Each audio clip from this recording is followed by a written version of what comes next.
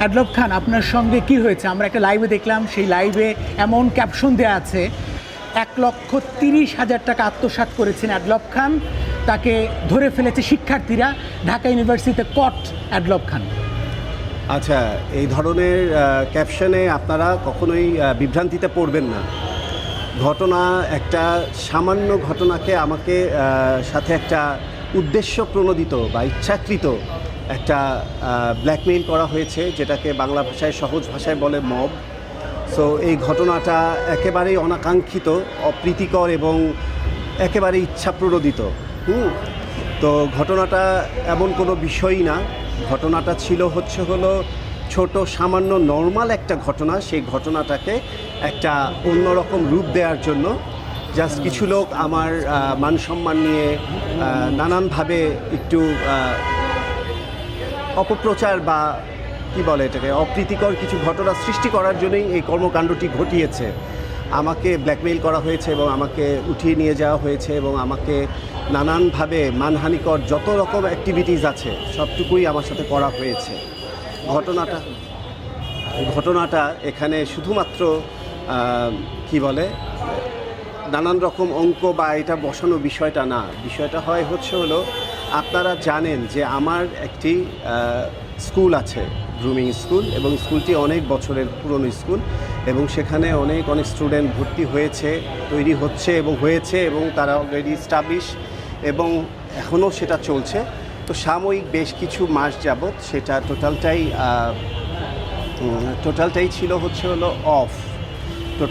Of. কেন of ছিল? কারণ আমি অন্যান্য প্রোগ্রাম এবং অ্যাক্টিভিটিস নিয়ে আপনারা জানেন যে আমি খুব ব্যস্ত ছিলাম এবং সামনে ছিল রোজা, রমজানের জন্য কোনো স্টুডেন্ট ক্লাস করে না। সো সব কিছু মিলিয়েই আমি একটা দীর্ঘ সময়ের একটা বিরতি নিয়েছিলাম, প্রায় 3-4 মাস হবে এটার একটা বিরতি নিয়েছি। তো সেই বিরতির জায়গা থেকে আমার এই ঘটনাটা যে আমি এখন যে ঈদের পর যে এখন পরবর্তীকালীন যে সময়টা, সেই সময়টা এই মুহূর্তে এসে আমি আমার পুনরায় আমার স্কুল ক্লাস এবং যথারীতি যা অ্যাক্টিভিটিসগুলোকে আবার চালু করব।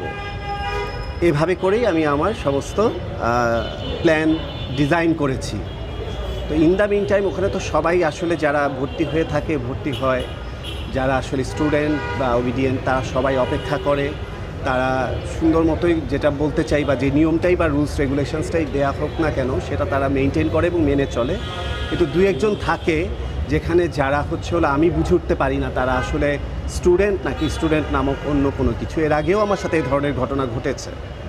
তো যাই হোক, তো সেরকমই একজন স্টুডেন্ট আমাকে আজকে ট্র্যাপে ফেলে অন্যভাবে একজনকে দিয়ে ফোন করিয়ে আমাকে নিয়ে সেই যে ভর্তি ফিস মাত্র 30,000 টাকা, যেটা আমার কাছে চাইলেই সে আমার কাছে পেয়ে যায়। বাস তাকে বলা হয়েছে যে ক্লাস কন্টিনিউ করো, তুমি সেই ক্লাসের সাথে সাথে তোমার সব কিছুই যে অপেক্ষার যে ব্যাপারটা সেটা তোমার কেটে যাবে, আমি আছি, টেনশনের কিছু নাই। তখন শুরু করতে পারিনি, শুরু করব। তো সেটাকে সে ধৈর্য ধারণ না করে বরং উল্টা প্ল্যান করেছে কিভাবে মব করা যায়, কিভাবে আমাকে একটা হেনস্থা করা যায়, কিভাবে আমাকে একটা বিপদে ফেলে আমার কাছ থেকে নানানভাবে আমার সুনাম নষ্ট করা যায়, কিংবা টাকা কথা বাড়িয়ে বলে আমাকে কিভাবে ছোট করা যায়। তো সেই উদ্দেশ্যেই তারা আমাকে একটা পয়েন্ট থেকে, নিউ মার্কেটের সামনে থেকে তারা আমাকে বাইকে করে তুলে নিয়ে যায় এবং তারা কন্টিনিউয়াসলি আমাকে লাইভ করার বা নানান রকমভাবে ভিডিও করার ভয় দেখাতে থাকে। প্রায় আনুমানিক 10 থেকে 12 জন হবে।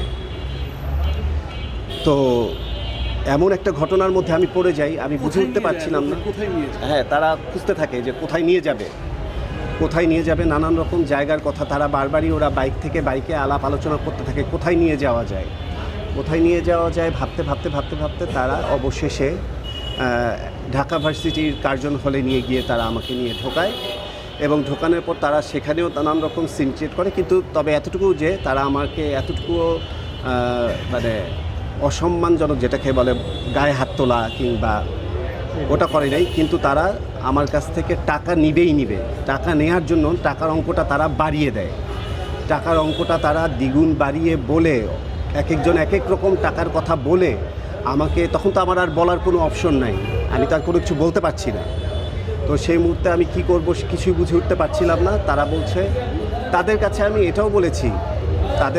এটাও বলেছি যে আপনারা তোমরা যারা এরকম করছো, তোমাদের কি চাও পা আমি তোমাদের সাথে বসে কথা বলি, তোমরা কি বলতে চাচ্ছ বা কেন করছো এরকম কাজটা আমার কাছে, বা আমি সময়ও চেয়েছি যে তোমরা আমার কাছ থেকে সময় নাও, সময় নিয়ে শুনো আমি কি বলতে চাই, আমি তোমাদেরকে সমাধান দিচ্ছি না। তাদের এখনই লাগবে, তখন তারা টাকার অ্যামাউন্ট বাড়িয়ে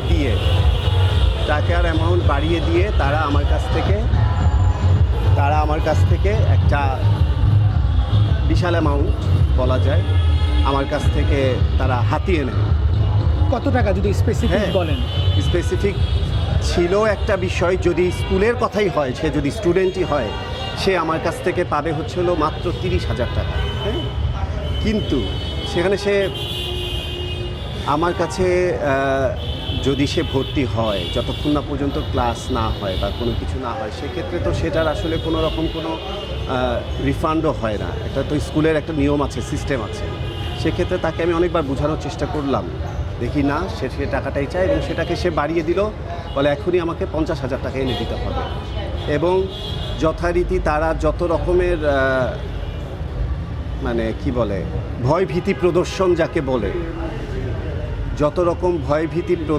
যাকে বলে তারা সেই প্রদর্শন করলো এবং আমাকে নানানভাবে আটকে রেখে ভিডিও করার ভয় দেখিয়ে, শুধুমাত্র এই ভিডিওগুলো করার ভয় দেখিয়ে আমাকে তখন মুখের থেকে স্বীকারোক্তি নেয়ালো। ভিডিও করার ভয় দেখিয়ে স্বীকারোক্তি নিল এবং স্বীকারোক্তি নিয়ে তারা মানে এই ভয়টা দিয়েই তারা বলতেছে যে কিভাবে কি করা যায়। হ্যাঁ, তো আপনি কি স্বীকারোক্তি দিয়েছেন?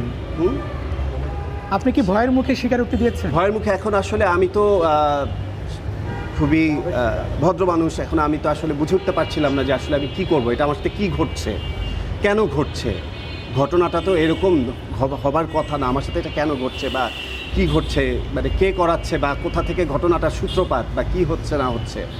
তো সেই জায়গাটা থেকেই তারা আমাকে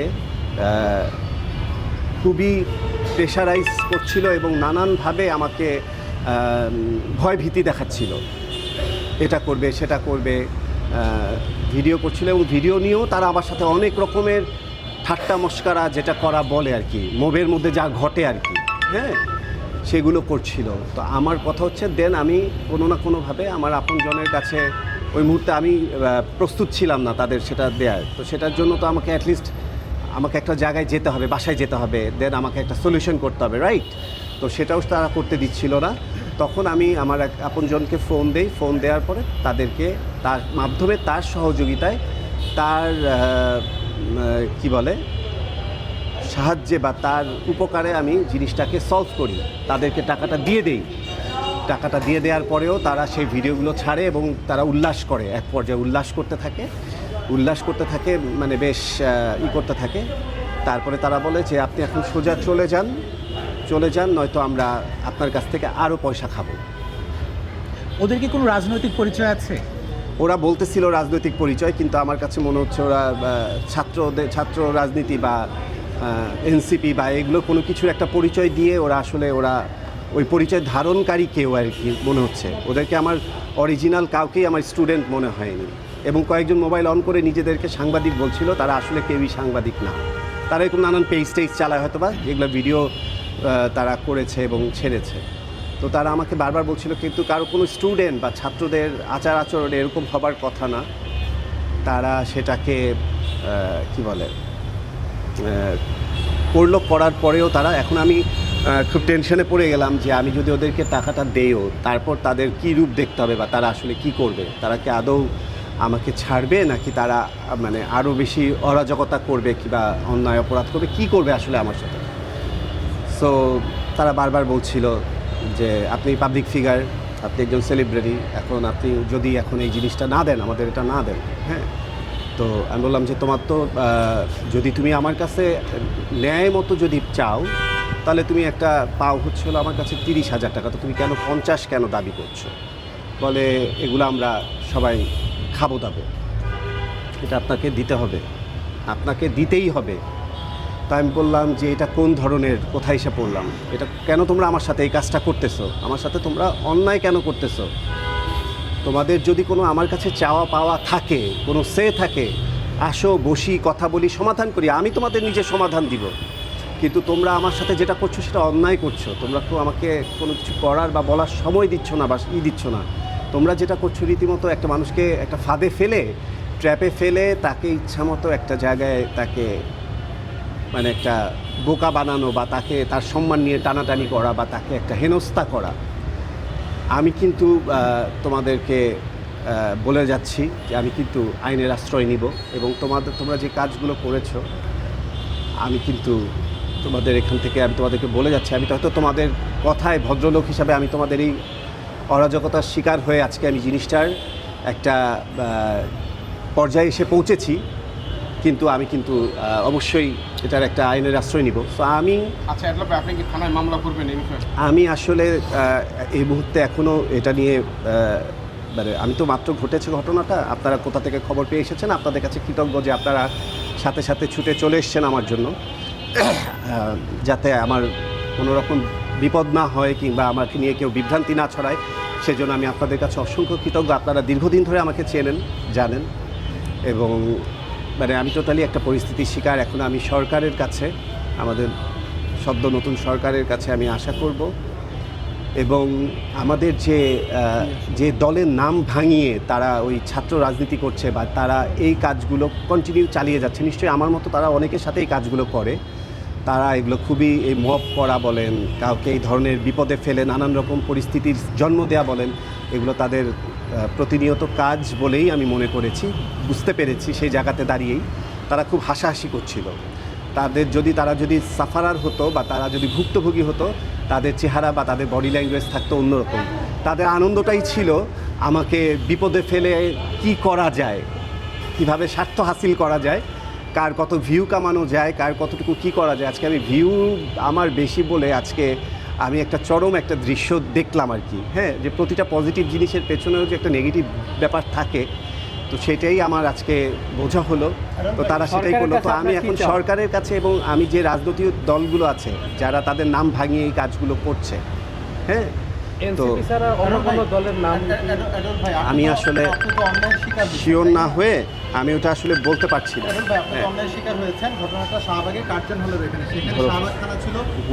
একটু ফোনটা ধরো, সো এই হলো বিষয়। এখন আমার এই ঘটনাটার আমি অবশ্যই বিচার দাবি করছি। এমন একটা শিক্ষিত জায়গায়, সুস্থ জায়গায়, একটা সুন্দর জায়গায় যেভাবে করে এই বিষয়টা ঘটেছে, সেই বিষয়টার সাথে আসলে আমি কি বলবো, তীব্র নিন্দা জানাই এবং আমি আপনাদের সহযোগিতা চাই এবং আমি সরকারের বিচার চাই, প্রশাসনের কাছে সহযোগিতা চাই। এখন আমি যদি মামলা করব না কি করব, কি করা উচিত আমার, আমি অবশ্যই সেই পথেই যাব আর কি। না, আমি আসলে ওখান থেকে চলে এসেছি। আমি আসলে শাহবাগ থানা বা কোনো থানায় যেতে চাইনি। আমি যদি থানা নিই, আমার বাসার অনুযায়ী আমার যে থানা, আমি বুঝেছি, আমি যতদূর জানি আমাকে আমার মামলাটা নিবে বা আমার যেটা নেওয়ার অভিযোগ নেবে, আমার মামলাটা আমার থানাতেই নিবে। তো আমার সেই থানাতে যেতে হবে এবং সেই থানা থেকে গিয়ে আমি জিনিসটা করবো। হ্যাঁ, শাহবাগ থানার আন্ডারে, কিন্তু আমার কাছে মনে হচ্ছে আমার সেই সময় মাথা কাজ করেনি, কিন্তু আমার কাছে মনে হয়েছে যে এটা যেহেতু আমি লালবাগ থানার অধীনে, আমার হয়তো ব্যাপারটা লালবাগ থানায় অভিযোগটা করতে হবে। এবং তার আগে আসলে আমি আপনাদের সাথেও কথা বলতে চেয়েছি, সেটা আপনারা এসে পড়েছেন এবং আপনাদের সাথে সেটা মানে বলার সুযোগ পেয়েছি, সাথে সাথে আপনাদেরকে বলতে পেরেছি। এটা হচ্ছে বড় বিষয়। আপনি কি ভয় পাচ্ছেন জীবন নিয়ে প্রকাশ করছেন? হ্যাঁ, আমি ভয় পাচ্ছি। আমি আমার লাইফ নিয়ে ইনসিকিউর ফিল করছি এবং আমার নিশ্চয়ই এটা কেউ কোনো দল বা কেউ কোথাও থেকে এটা ইচ্ছাকৃত আমার ছোট একটা ঘটনাকে বড় করে এটা আমার পেছনে ইচ্ছাকৃতভাবে এই কাজটি করিয়েছে, এই ঘটনাটা ঘটিয়েছে। সো আমি অবশ্যই ইনসিকিউর ফিল করছি। আপনার সেই স্কুলে ছাত্র ছিল নাকি ছাত্রী ছিল? সেটা ছাত্র ছিল, ঢাকা ইউনিভার্সিটির ছাত্র সে বলছিল। তার আইডি কার্ড দেখছেন? না, আমি সেটা দেখিনি। ডকুমেন্টস নেয় না স্কুলে, সেগুলো কি আছে? আজকে যারা ছিল তাদের কাউকেই আমার ছাত্র বলে মনে হয়নি। যে 10-12 জন ছিল, তাদের কাউকে আমার ছাত্র বলে মনে হয় না। আপনি কি তখন কাউকে সাহায্যের জন্য ডাকছিলেন বা চিৎকার করছিলেন? না, চিৎকার করার মতো কোনো ঘটনা ঘটে নেই।